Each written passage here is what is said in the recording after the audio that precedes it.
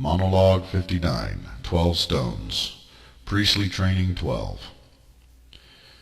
The secondary method I give unto you for holy divination will require more creativity and craftsmanship, or the employment of a craftsman of some skill.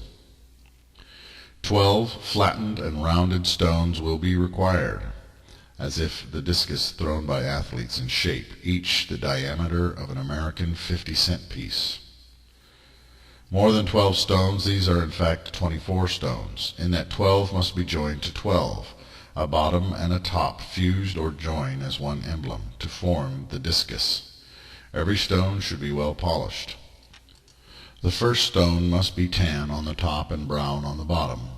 On the tan side the word Malkuth should be inscribed, and on the dark brown side the word Gehenna should be engraved. The second stone must be purple on one side and indigo on the other.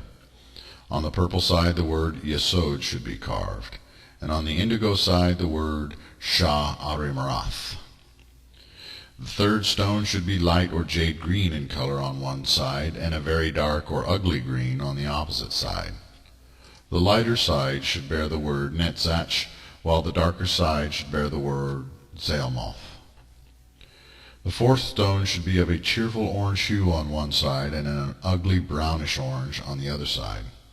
The happy orange side should be carved with the word Hod, while the ugly orange side should be engraved with the word Bara Shechath. The fifth stone is to be a yellow or golden color on one side and a yellow-green or sickly yellow hue on the other side. The golden or yellow side is to be inscribed with the word Tippereth, while the sickly side should bear the word Tithalos. The sixth stone should be of a pale or brighter blue hue on one side, and of a dark, almost black hue on the other. The word Chesed is to be engraved on the bright side, and the word Abaddon is to be inscribed on the dark side. The seventh stone should be of a bright reddish or fiery reddish color on the one side, and crimson or very dark red on the other. The fiery side shall bear the word Geburah, while the crimson side should bear the word Shoel. The eighth stone should be of a shiny black hue on one side and of a flat black tint on the other. On the shiny side is to be inscribed the word Bina, while on the dull side shall be the word Bohu.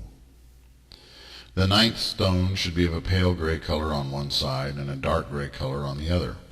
The pale side will be engraved with the word Chokmah, while the grim side will be engraved with the word Chesek. The 10th stone is to be pure white on one side and mottled or impure white on the other. The pure side is to bear the word Kether, and the impure side shall bear the word Tohu. The 11th stone is to be a black ring with no words inscribed upon it, representing what is called Dath, or the abyss.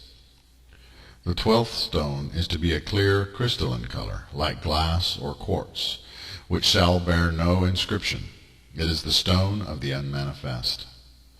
Place all the stones in a leather bag that can be closed with a drawstring. The bag should bear the symbol of the way of spirit and truth upon the outside, as well as the emblems of the 7 monotheistic religions.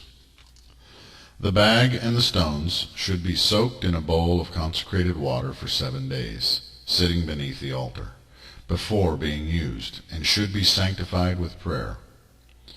The stones should never leave the sacred space, lest being taken to or from a temple, and the stones themselves are only to be used on an altar to the Most High, and in a prayerful way. Unbelievers should never be shown the stones, not willingly, and it is good to bury them rather than let them fall into the hands of your enemies. Only a clergyman or woman who has completed all previous degrees is permitted to own the Urian version of the Thummim and the Urim. The study of the Jewish, Christian, and Islamic Kabbalah are to accompany the creation of the 12 stones, and in studying the Kabbalah you will gain understanding of their meaning. For every sphere there is a positive and a negative connotation, a sephirothic and a clipothic meaning.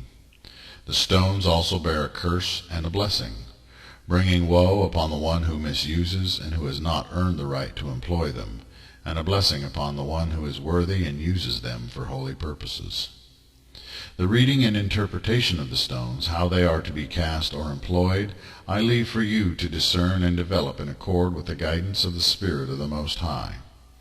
The regular use of the stones will expand your intuition and your abilities of symbolic recognition. The study of the Kabbalah with the creation of the 12 stones is the completion of the 12th degree of priestly training. Note 1. The closest thing to the shape of these stones is seen in an old game called Othello. You may, if in poverty, make them of wood.